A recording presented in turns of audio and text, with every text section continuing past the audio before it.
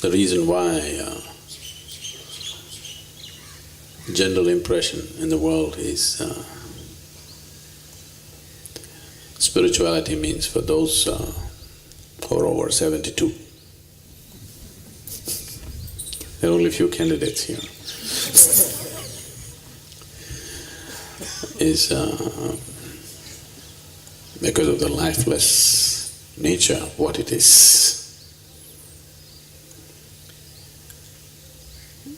At the same time, this shows how confused humanity has been on these aspects.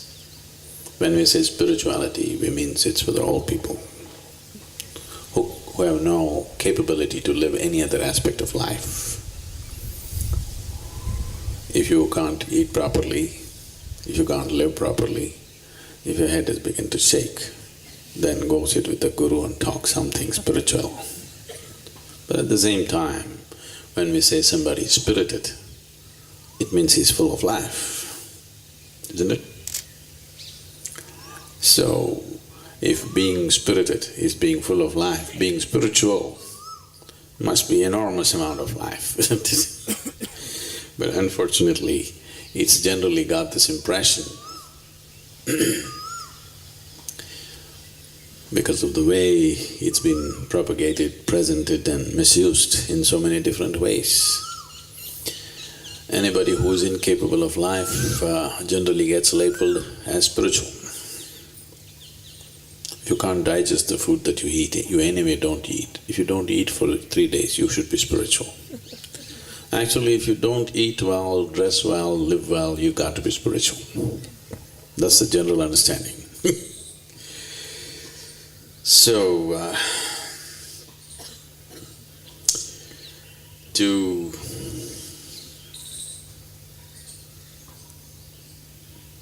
we must drop the word spirituality. People, all of you should drop this idea, I'm on a spiritual path. There is nobody, no human being who's not interested in life. If it's not working for him right now, he says he's not interested.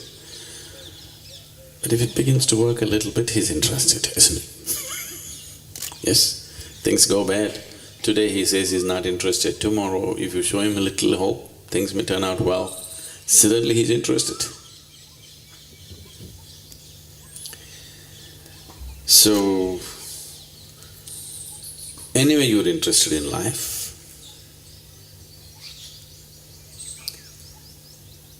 you better be interested in it totally.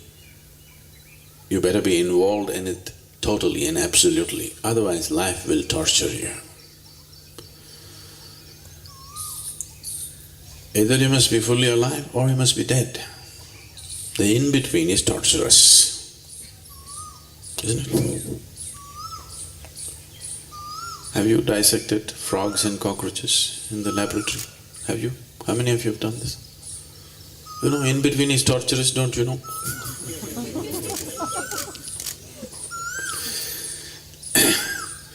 One part is working, another part is not working, is always torturous, isn't it? So people should not wait for life to become torturous and then try to become fully alive. Spiritual process means you are alive in all dimensions, not just in the physical dimension. Everything in you is absolutely, fully alive, lit up. If this doesn't happen, one way or the other, life will become torture. Nothing need to go wrong. In fact, if everything goes right, it becomes much more torturous rather than being something wrong. Because if something is wrong, you'll be fighting to fix it. It'll keep you busy. If everything is perfectly right with your life, you will become even more sick than something being wrong. Don't you see that? When everything is right, people are far more sick and suffering. Then something is wrong means it becomes a challenge, you want to fix it. Most people cannot remain mentally healthy if you fix everything for them in their life, really. Just every aspect of their life, you fix it perfectly and give it to them, 60–70% of the population will become psychologically ill. Right now they're staying healthy because they're fighting for something. They got some cause going.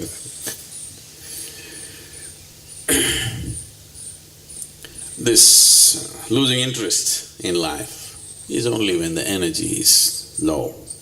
When you feel low like this, oh, enough, no, it's all right, what?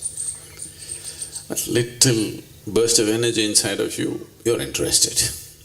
When you're keeping only parts of your life alive and try to fix it with outside support, this is how life will be. If something on the outside collapses today, you want to die.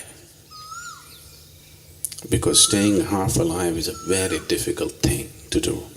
It's a very torturous thing to do. Only your physical body is alive. Only a part of your mind is alive. This is how most people are living. To be spiritual means everything in you is alive, absolutely. Now there is no choice about being alive or being dead, should I live, to be, not to be. To be or not to be is supposed to be a very intelligent question. It always sounded as the dumbest question to me. One who has not tasted life, one who knows only life by thought, only in his mind such questions will come. If you're alive to your fullest extent, to be, not to be will never come, because whatever happens you will be. Even if you jump into the Hogli, you still be. So, spiritual process is not for the dead or the dying. It's for those who are alive and who wants to become fully alive, absolutely alive, to be alive in all dimensions of who you are. If this doesn't happen, life will torture you in so many ways. It doesn't matter what you fix. It doesn't matter you fix up your finances. It doesn't matter you have insured relationships around you. Insured relationships are always torture anyway. Whatever you fix in your life, still life will torture you because you're half alive. So this idea we have to remove from the world that spirituality is for the dying, it's for the living. Nobody is dying, everybody is living. You can either live with the body or without the body. Really. You can either live with what you have picked up from this planet, or you can live without it, but you're still living. So there are no dying ones on the planet, there are only living ones. Some people are preparing to pay back their loan that they gathered from Mother Earth. Some people are trying to hold it for some more time. But you never know when she'll collect it anyway.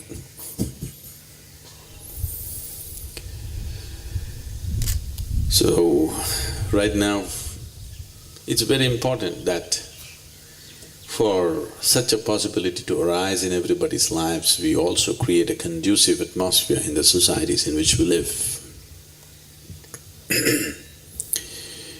Why spiritual processes flourished in this part of the world is essentially because we created a situation where every human being could do what he wants. You need to understand this. This is the only culture which enshrined liberty and freedom as the highest goals of life.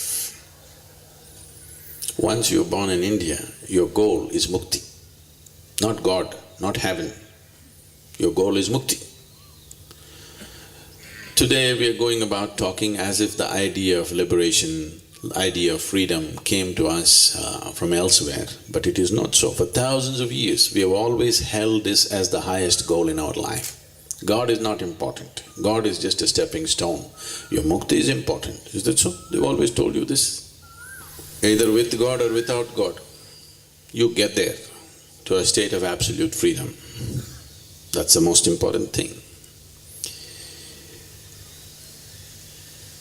This was possible because the same sense of liberty we created in every aspect of life around us, that you could do whatever you want and still be a part of this society. If you were a farmer, you could worship your plow, it was okay. You were a blacksmith, you could worship your anvil, it was okay. You loved your mother, you could worship your mother, it is okay. You loved your wife, you could worship your wife, it's okay. You loved your child, you could worship your child, it's okay. You're a gardener, you like the trees and you worship the tree, it is okay. Or you don't like any of the existing gods and goddesses, you can create your own. Nobody thought it's wrong. There was never ever an idea of somebody being a heretic in the society. Believers, non-believers, people who worshipped snakes, cows, elephants, monkeys, mountains, trees, rivers, whatever they worshipped, or they did not worship anything, all of them were allowed to live here with the same sense of freedom, with the same freedom to express their thought, to express their whatever they feel, their experience of life. Only if such an atmosphere is maintained, spiritual processes will grow. So if we do not maintain this sense of liberty and freedom in the way we think and feel and express ourselves and relate ourselves to whatever we wish, there will be no spiritual process. There will be no room for people to explore their consciousness. You have to just go by standard book, what is said, that's all there is. So maintaining this in the country is very, very important, that everybody should enjoy this liberty. Everybody can do what they want and still we are here. During World War II, you heard of Himmler? Yes. He was one of Hitler's hitman. So,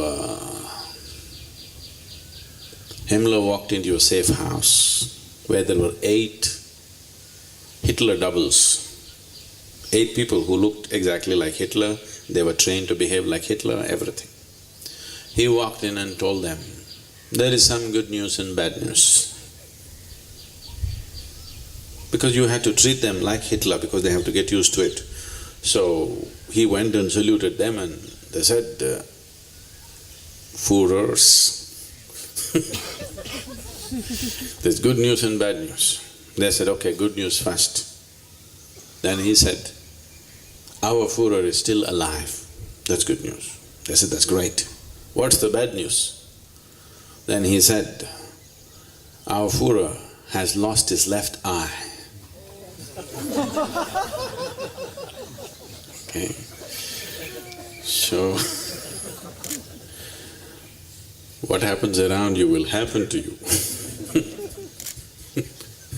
You can't get away with it. What happens around you, what happens to India will happen to all the Indians, isn't it?